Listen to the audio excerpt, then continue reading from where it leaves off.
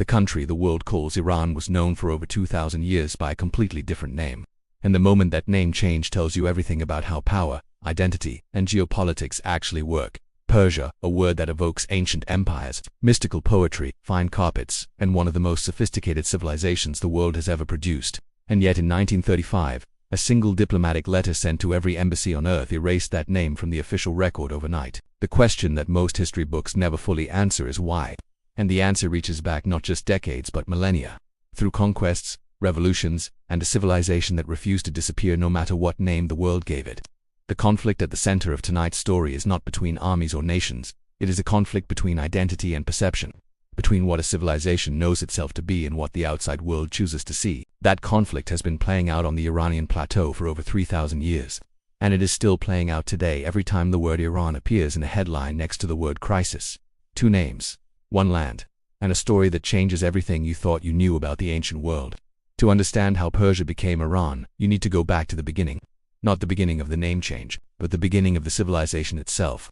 Around the second millennium before the Common Era, groups of nomadic peoples speaking Indo-European languages migrated onto the Iranian plateau. Their language was not Arabic, it was not Semitic. It was something far older and far more connected to the roots of European languages than most people realize. In Old Persian, the word for mother was mada, the word for father was pada. These are not coincidences, they are echoes of the same linguistic roots that produced mater in Latin and pater in Greek. The people who would build one of the greatest empires in human history were, linguistically and culturally, cousins of the ancient Greeks and Romans. That fact alone dismantles most of the assumptions that Western popular culture has built around the idea of ancient Persia as an alien or exotic civilization. Two groups settled on this plateau and would define its early history. The Medes settled in the northwest, powerful, organized, and quickly dominant.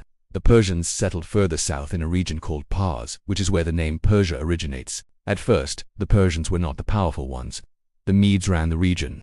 The Persians were a smaller group in a less strategically significant location, and then a man was born who would change everything. His name was Kurush. The world would come to know him as Cyrus the Great. And what Cyrus built was not just an empire, it was an entirely new philosophy of how power could be exercised. Before Alexander, before Caesar, before any of the great conquerors of antiquity, Cyrus understood something that most rulers never learn. That controlling people through fear creates obedience, but controlling them through respect creates loyalty. And loyalty lasts longer than any army. When Cyrus conquered Babylon, he did not tear down its temples, he restored them.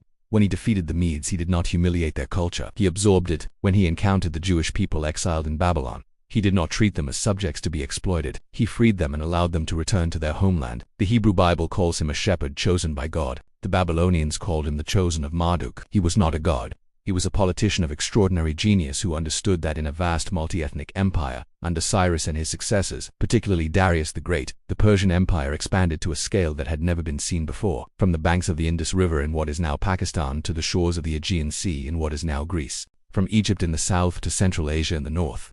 In less than a century they absorbed the Babylonian Empire, the Lydian Empire, and the Egyptian Empire and turned them all into provinces. The historian Lloyd Llewellyn-Jones calls it without hesitation the world's first superpower, and he is not wrong. This empire built roads that connected thousands of miles of territory. It created a postal system so fast that messages could travel the length of the empire in days rather than months. It developed a bureaucracy that did not just extract taxes but administered justice, recorded transactions, and negotiated between cultures. It was a masterpiece of organizational sophistication that would not be matched for centuries. And it was built on a foundation of cultural respect that no empire before it had ever attempted at that scale. And then a young Macedonian king crossed the Hellespont and destroyed it all. Alexander was 22 years old when he launched his campaign against Persia. By 25 he had shattered the Persian army at the Battle of Issus. By 26 he had conquered Egypt. By 27 he had taken the Persian capital of Persepolis and burned its great palace, an act of symbolic revenge for the Persian burning of Athens a century and a half earlier. The Achaemenid Empire, which had ruled half the known world for 200 years, was gone in less than a decade. But here is what the history books often miss. Alexander did not destroy Persia. He fell in love with it. He married Persian princesses. He wore Persian robes. He adopted Persian court customs. He began presenting himself as the legitimate successor of the Achaemenid kings. He told the Persians that the gods of Persia had chosen him, just as Cyrus had once told the Babylonians that Marduk had chosen him. Alexander was performing the oldest trick in the Persian political playbook. His Macedonian generals were furious. They had come to conquer the Persians, not become them. Internal tensions grew to the point of conspiracy, but Alexander had seen something that his generals had not. Ruling an empire of that scale required legitimacy that could not be imposed by force. It had to be inherited. It had to be cultural, it had to be Persian. He died at 32 before he could finish what he started. But the Persian idea survived him. It always did. After Alexander's death, the region passed through the Seleucids, through the Parthians, and eventually into the hands of the Sassanid dynasty. The Sassanids came from Fars, the same southern region where the original Persian settlers had lived. They declared themselves the direct descendants of the Achaemenid kings. They revived Zoroastrianism as the state religion. They rebuilt the temples and the bureaucratic traditions of the old empire. For 4 centuries they ruled a civilization that was unmistakably, defiantly Persian, and then came a force that would transform everything. In the 7th century of the Common Era, Arab armies carrying the banner of a new religion swept out of the Arabian Peninsula and destroyed the Sassanid Empire in a series of devastating military campaigns. Islam arrived not as a guest but as a conqueror. Within decades, the administrative language of the region shifted to Arabic. Zoroastrianism was gradually displaced by Islam. The old temples were repurposed or destroyed. Everything that had defined Persian civilization for 1,000 years was suddenly under pressure, and yet something extraordinary happened. The Persian soul did not disappear, it adapted. Persian poets wrote in Arabic script but preserved Persian grammar and Persian imagery. Persian scientists dominated the intellectual world of early Islam while writing in Arabic. Persian administrators ran the caliphate from Baghdad while maintaining Persian cultural practices in their homes and communities. The civilization that had absorbed Babylonians and Egyptians and Greeks now absorbed Islam, and in absorbing it, transformed it. The sophisticated theological and philosophical traditions of Shia Islam, which would eventually define Iran's identity, were shaped in significant part by Persian intellectual culture. Persia did not just survive the Arab conquest, it quietly shaped the civilization that replaced it. Think about what that means. A civilization so culturally powerful that every empire that conquered it eventually became Persian in spirit. Alexander the Great became more Persian than Macedonian. The Mongols who devastated the country in the 13th century became patrons of Persian art and architecture within a generation.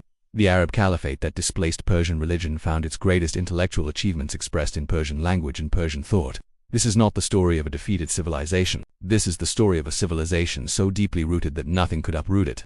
Over the following centuries, the region passed through Turkish dynasties, through the catastrophic Mongol invasions of Genghis Khan and Tamerlane, through Turkmen successor states, through a series of local Persian dynasties that rose and fell with the changing fortunes of war. The cultural heart of the civilization continued to beat through all of it. Persian poetry, Persian architecture, Persian miniature painting, Persian mathematics and astronomy. They survived every conquest. They survived every attempt to replace them with something else. No empire that ever conquered Persia fully erased it. Each one was eventually absorbed by it instead. And then in the 16th century, the Safavid dynasty emerged from the same region that had produced so many Persian revivals before. The Safavids did not simply unify the territory politically, they transformed it religiously. They imposed 12 Shia Islam as the official state religion, a decision that would permanently distinguish Iran from the predominantly Sunni Islamic world around it. The transformation was not gentle. It involved persecution, forced conversion, and deep social restructuring. But the result was a Persian identity that was now specifically and distinctively Shia, a combination that exists nowhere else in the world at that scale. And this Safavid transformation created the Iran that exists today more than any other single moment in history. It was during this period that the tension between two names began to crystallize. Inside the country, the people had always called their land Iran, derived from the ancient word Iranim, meaning the land of the noble ones. It was a name with roots as deep as the civilization itself. But outside the country, the world called it Persia, a name that came from the Greek Persis, which referred originally only to the southern province of Fars. For the Greeks who had fought the Persian Wars and for the Europeans who inherited the Greek cultural tradition, Persia was the word, and Persia carried with it a very specific set of associations: exotic, luxurious, decadent, other. In 1985, Reza Shah Pahlavi sent a diplomatic circular to every embassy in the world. The message was simple and direct. His country was to be called Iran, not Persia. The name Persia, he argued, was a foreign imposition that reduced a civilization of enormous complexity and depth to a single provincial label filtered through the distorting lens of Greek historical narrative. The word Iran was what the people of that land had always called themselves. It was time the world caught up. The decision was also deeply connected to the political currents of the 1930s. Reza Shah was modernizing Iran rapidly, building railways, establishing universities, requiring Western dress, and trying to project an image of Iran as a modern nation-state capable of standing alongside the European powers as an equal. The name change was part of that project. Iran was a name that pointed to the future as well as the past. Persia was a name that, in the Western imagination, pointed only to a romanticized and fundamentally inferior antiquity. The reaction inside the country was not uniformly positive. Many intellectuals and cultural figures mourned the loss. To them, the name Persia carried the weight of Cyrus and Darius and the glory of the Achaemenid Empire. It carried the poetry of Rumi and Hafez and the architectural splendor of Persepolis. Abandoning it felt to some like cutting themselves off from their own greatest achievements, but the decision stood.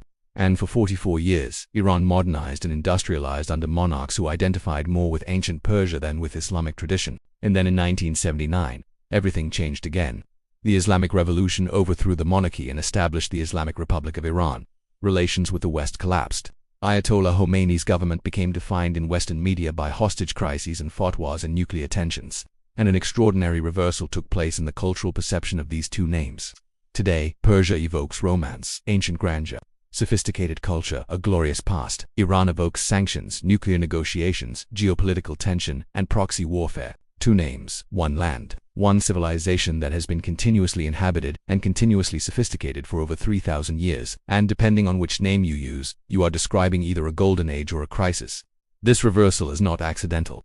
It is the product of a specific political history that began in 1979 and has been reinforced by every subsequent confrontation between Tehran and Washington. But it obscures something important.